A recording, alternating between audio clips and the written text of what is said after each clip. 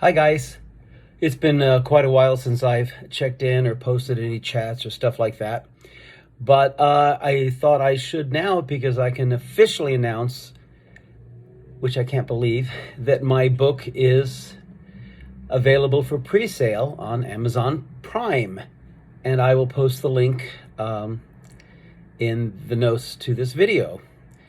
So, I mean, all the people that are my best friends already know this, and they've already pre-ordered, but I thought I'd give a little heads up on the book. Now, this is not a tell-all. I'm not going to go into my personal story too much. I'm going to save that for the mini-series.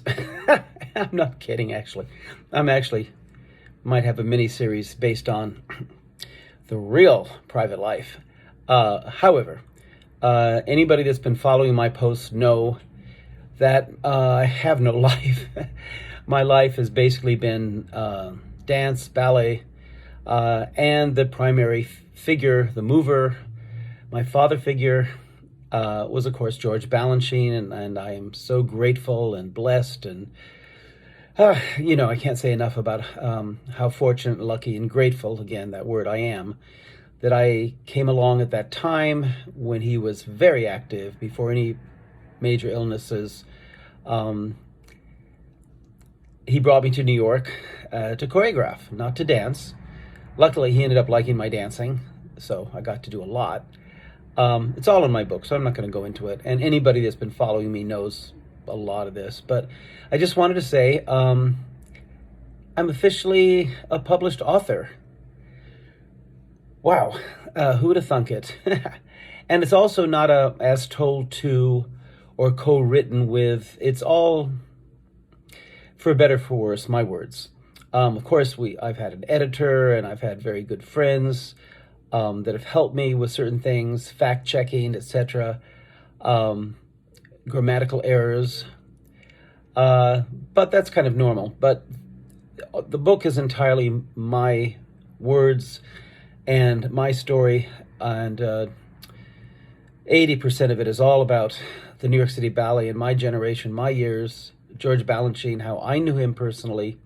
I think it's important. People, I get irritated by all the myths out there and all this nonsense, BS, and people either claiming that they knew him so well when I know for a fact, because I was there, that they didn't, or people that are blaming him for their own personal problems, and I'm very sorry about that, you know who they are, had some personal issues, but they blame him because he was, of course, the father figure.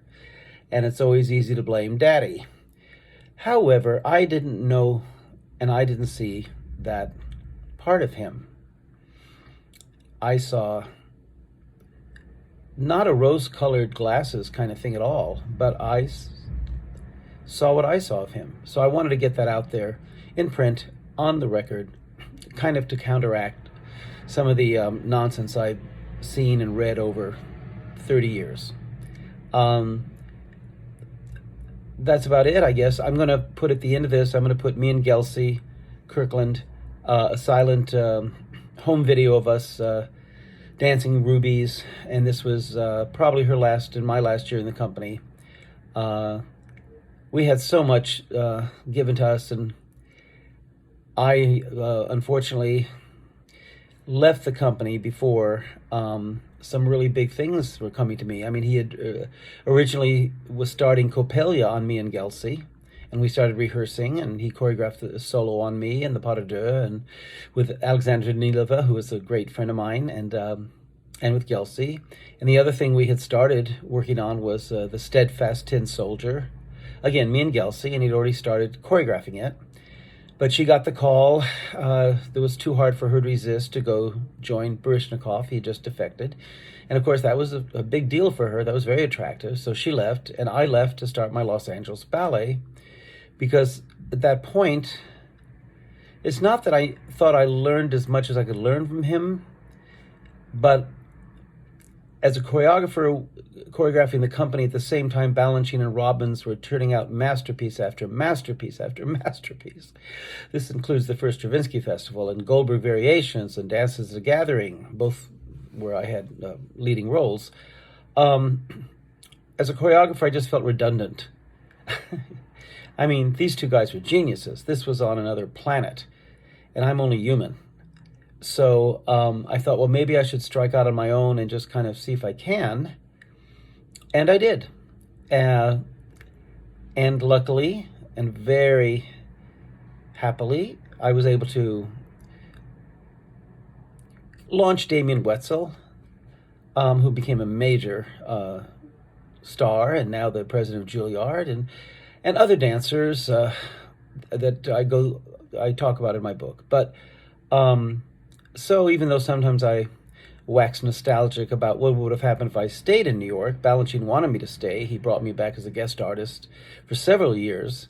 And he once kind of pushed to have me come back full-time, but I couldn't leave my dancers in Los Angeles, so I said no. So I always wonder, well, what would have happened if I would have said yes and gone back to New York City Ballet? Would they have had, some of the issues and problems they had the last few years? I don't know. I can't. Hindsight is 20/20, so I can't say. I do think I would have kept the Balanchine repertory and the style a bit more as he wanted them. Maybe that's my ego speaking. But I think I have some facts behind me to prove that I can do that. I have done that. But again, that's water to the bridge, and we all move on. And I'm working on some really big projects that I hope I can announce pretty soon. They've been taking a long time, but that's Hollywood for you. Okay, that's it for me. I just wanted to say to everybody that my book is now available on Amazon. I'm going to put a link in this YouTube posting in the notes. I don't care if you buy it, because I don't care if I make the money off it. I won't make any money. But I just want to set the record straight about the New York City Ballet in my period of time, and Balanchine, and a lot of the stuff that he stood for and that we all worked our asses off to do, because we knew that we were in the presence of something extraordinary and rare and may not come again. And so I would say, except for a few malcontents, so I talk about in my book, so some people aren't going to be so happy, but tough, that the majority of the company realized that we were in the presence of this genius. And he was criticized during those years too. I mean, other critics and Jerry Robbins, certain things, there was a lot of controversy. But the hardcore Balanchine dancers, and there are many of us, we knew. And what's more, the audiences knew. This is what's very interesting. The audiences felt it. It's hard to define what genius is, and when you know you're seeing something a step above. So I just wanted to share that. So I hope everybody's staying safe. Wear your masks. We'll get through all this pretty soon, I hope. Everybody's dying to get back on stage. And I hope you enjoy my book.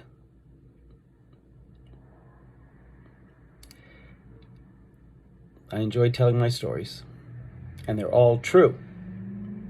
John out.